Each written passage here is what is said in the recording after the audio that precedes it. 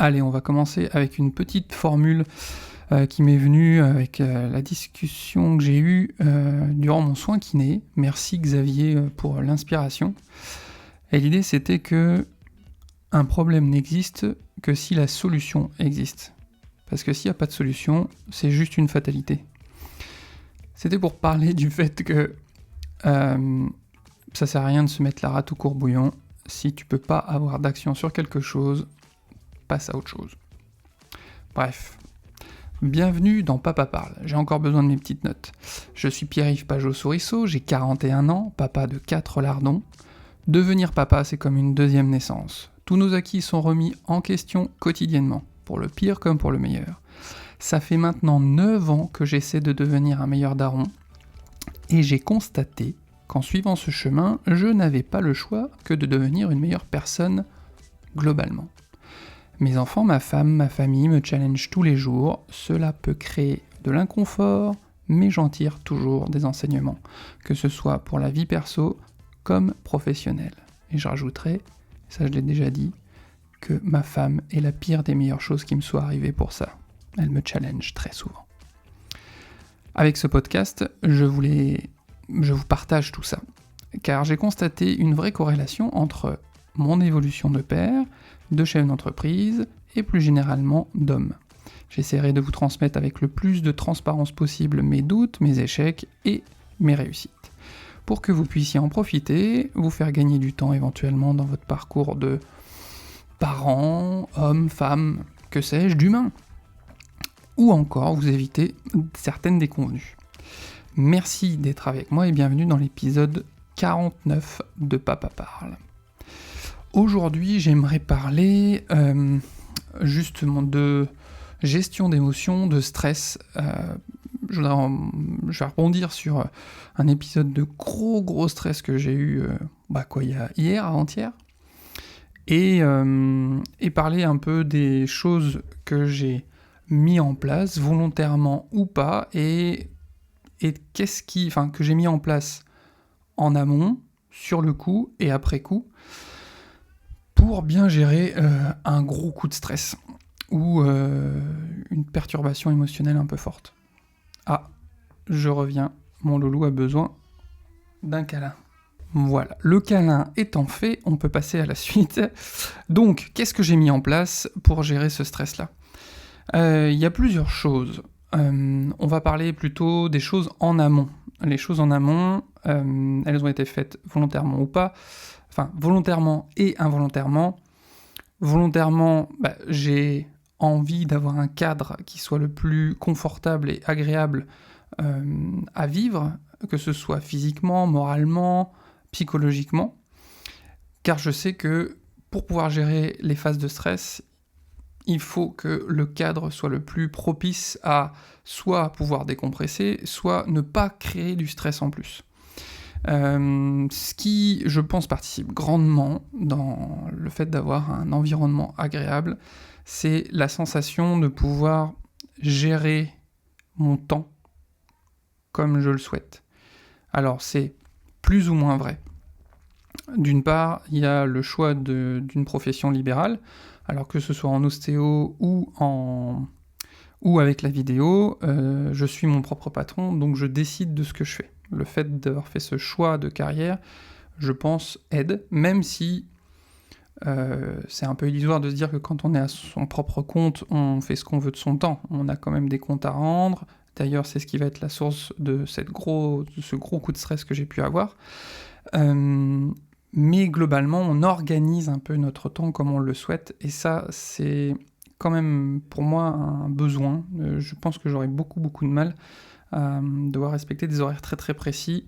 Après, si le métier en question me plaît, il y a un sens à ces horaires, etc., je pense que c'est plus facile, mais je pense que je pèterais vite un câble dans des situations comme ça. Et donc, de pouvoir choisir mes horaires, c'est vraiment cool.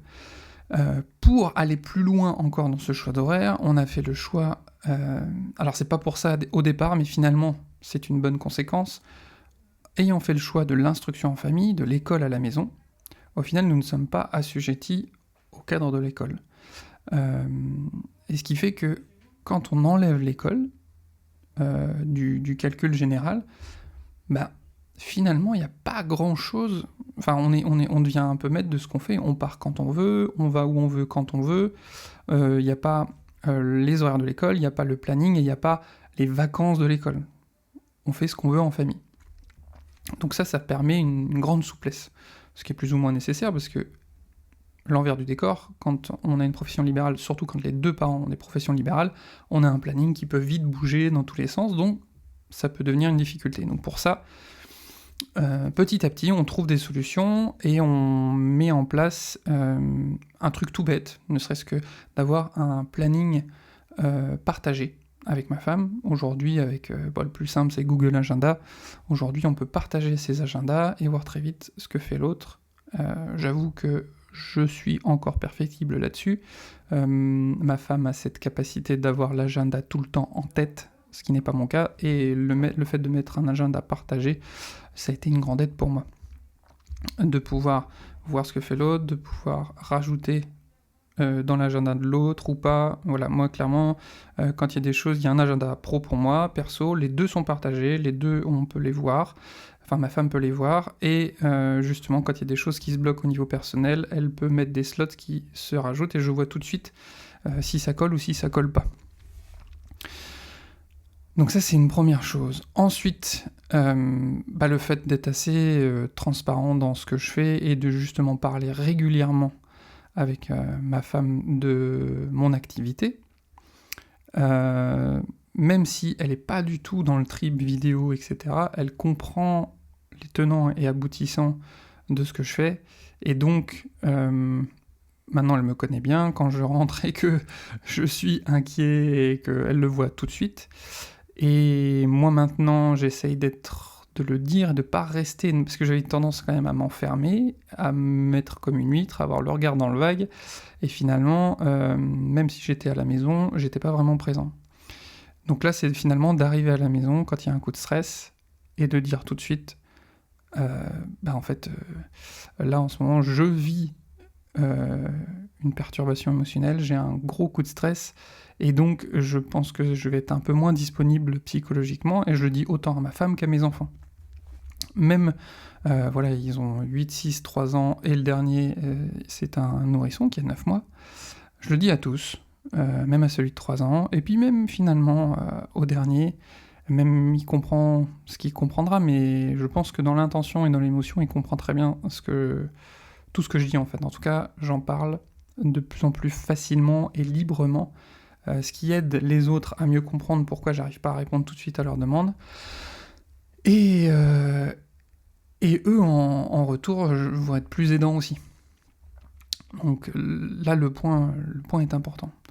Un outil dont j'ai déjà parlé aussi, mais pareil, qui là est c'est un banger en fait, c'est l'outil de la libération des perturbations émotionnelles, ALPE, ou aussi connu sous le nom de Tipeee, où l'objectif, quand on se ressent en perturbation, alors déjà, c'est d'avoir la capacité de s'en rendre compte, parce que bien souvent, des fois, quand on est pris par le truc, on part dans les tours, c'est complètement irrationnel, quand on est dans un stress, etc. Finalement, quand on pose des choses, ou s'il y a quelqu'un qui nous fait raisonner, on se rend compte que quand on met les choses bout à bout, on va pas mourir, quoi. Il va pas se passer un truc grave du jour au lendemain. Et bien, quand on se rend compte de ça, la technique de libération des perturbations émotionnelles est de pouvoir, en fait, observer ce qui se passe dans son corps, physiquement, et de ne pas lutter ou de ne pas essayer de contrôler. On a très souvent l'habitude de vouloir se mettre à respirer profondément, mettre en place plein de techniques qui visent à contrôler la sensation physique. Là, c'est juste l'observer, être observateur et laisser faire le processus, laisser aller complètement la sensation. Et quand on arrive vraiment à aller au bout de cette sensation, et bien en fait, dans 100% des cas, la sensation s'apaise. En fait, c'est comme si votre corps retrouvait une homéostasie, un équilibre. Parfois, tout seul, c'est difficile. Et donc là, à nouveau, vous allez me dire que j'ai le cul bordé de nouilles, mais ma femme peut être ce support, et m'accompagner dans cette libération en me posant les bonnes questions et en me drivant pour que je reste sur mes sensations physiques et que mon esprit parte pas sur d'autres choses. Et bah déjà ça fait descendre d'un cran, carrément.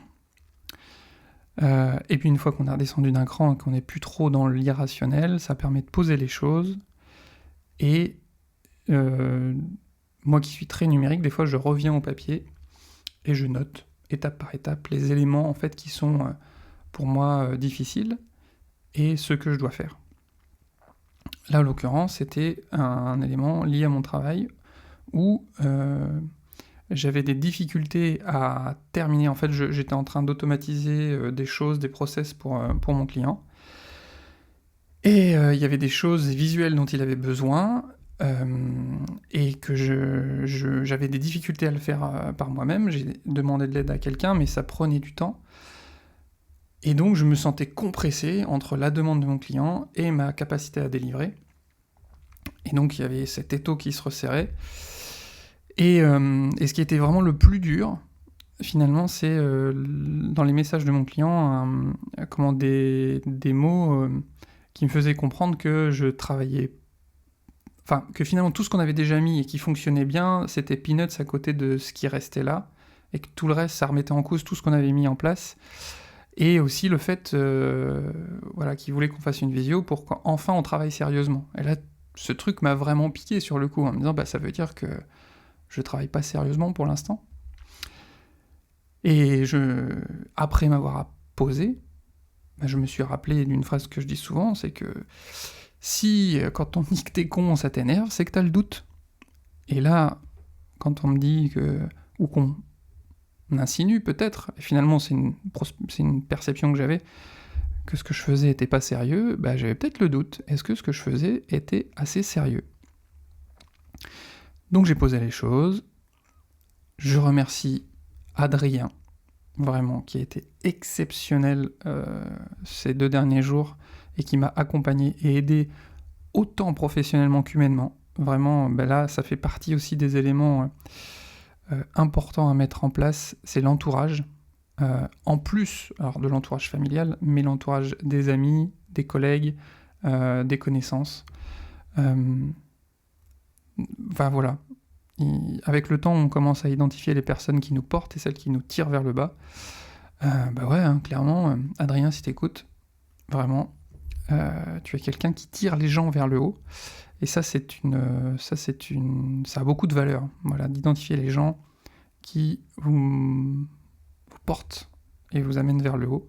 Et quand vous avez des réussites, sont contents pour vous. Et quand il y a des trucs qui ne vont pas, vous aidez à identifier ce qui ne va pas pour résoudre le problème. Donc voilà, un entourage familial, amis, collègues, qui était fort, des outils pour gérer l'émotion et apaiser les choses, et une grande compréhension de ma famille et de ma femme qui m'a laissé le temps pour pouvoir régler les choses et mettre en place tout ça. Et j'en reviens à la citation du début du podcast. C'était un problème. Donc il y avait une solution.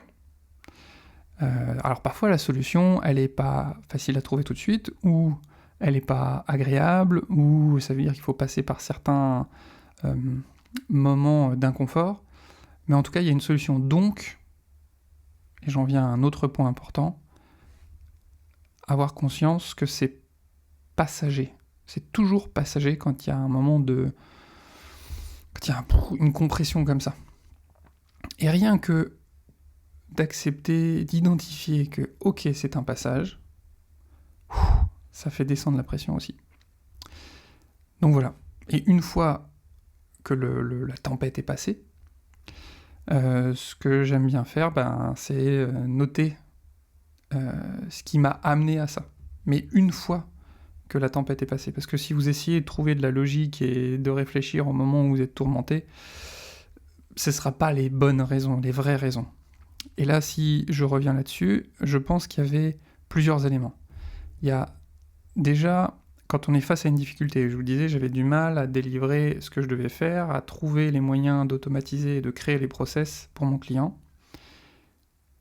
Et je le savais à l'avance et je pense que quand j'avais ces tendances-là, je l'ai encore un petit peu, je la travaille au maximum, mais quand quand je sais que quelque chose est difficile et qu'il n'est pas dans ma zone de facilité, je vais avoir envie de l'esquiver un petit peu, ou je vais pas y aller tout de suite.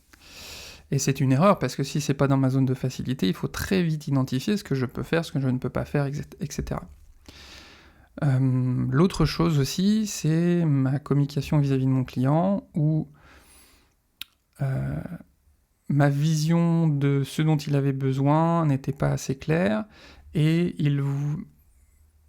ce qu'il identifie comme très important, moi je l'identifiais pas comme ça, parce que je disais, voilà, il suffit de prendre 2-3 informations dans le tableau et ça suffira, mais il y a deux choses, c'est que il en avait besoin pour préparer des choses à venir,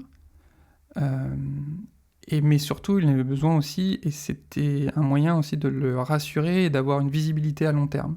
Et au-delà du côté processus et organisation, c'est hyper important, et finalement c'est un moyen de faire ce que j'ai dit pour moi-même, c'est-à-dire de créer un environnement rassurant qui évite d'avoir des coups de pression ou permet de mieux gérer les coups de pression.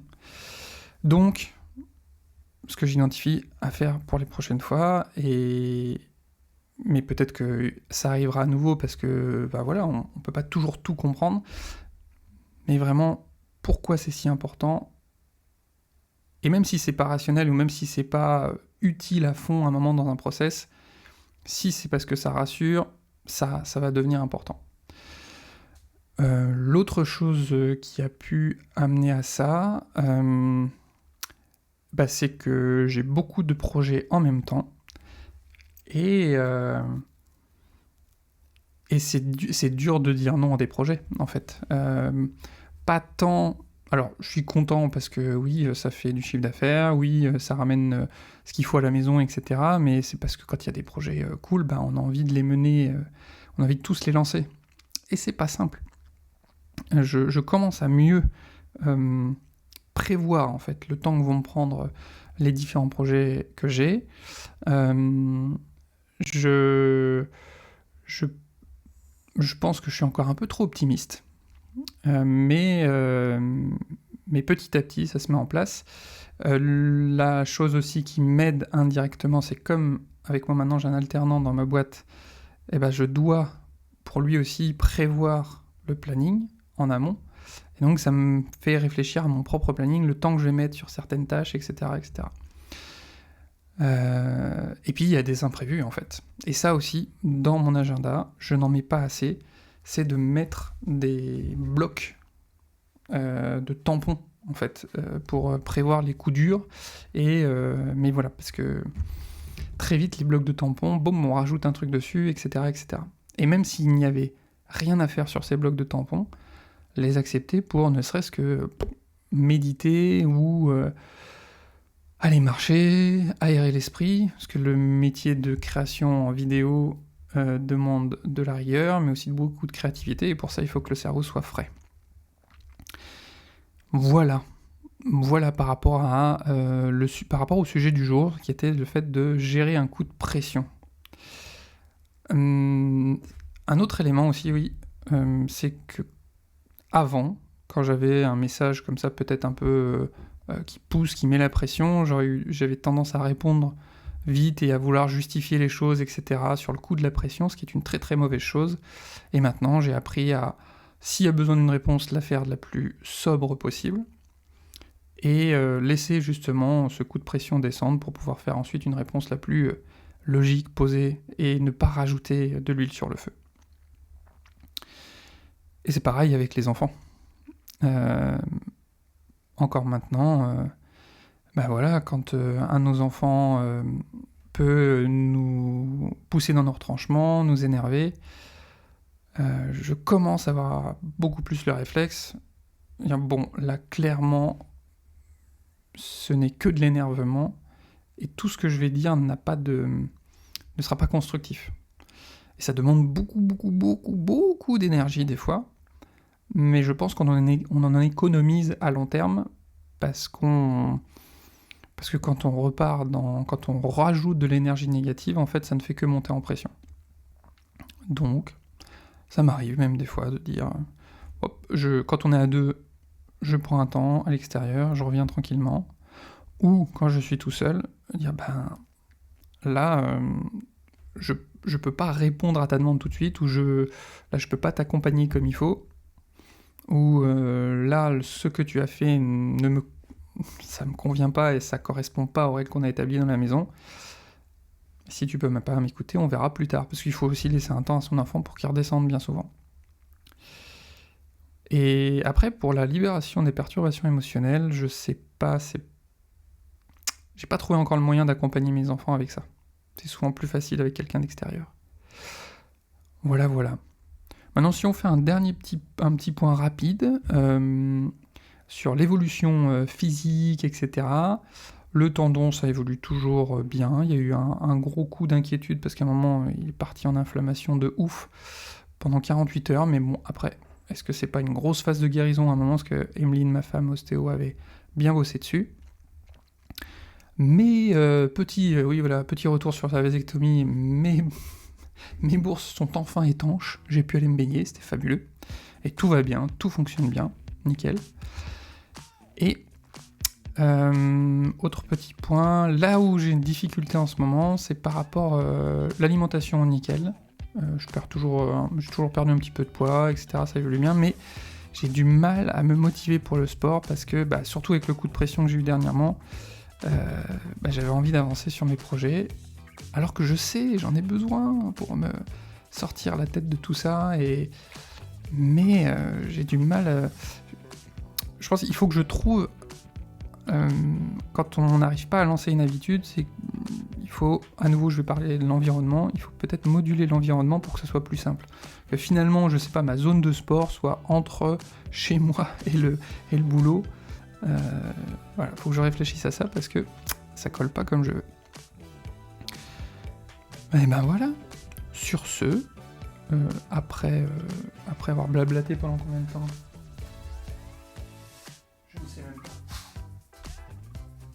Je ne sais même pas, c'est pas grave. Si vous êtes arrivé jusqu'au bout, merci, c'est top. Je vous invite, si vous découvrez le podcast et que ça vous a plu, à vous abonner sur différentes plateformes. Il y a un peu de tout, il y a du YouTube, il y a du Substack pour la newsletter, il y a en audio, Apple Podcast, Spotify, etc. Et si vous avez des questions, si vous avez des retours sur l'émission, vraiment, n'hésitez pas, quel que soit le lieu, quel que soit le réseau, ça m'intéresse beaucoup. J'aimerais bien savoir comment vous gérez les coups de pression, quels sont vos outils en tant qu'humain, en tant que parent, pour gérer ça. Et voilà, on a déjà fait un petit tour sympa. Je vous souhaite tout le bonheur du monde, prenez bien soin de vous et de vos proches, et je vous dis à la prochaine fois. Ciao!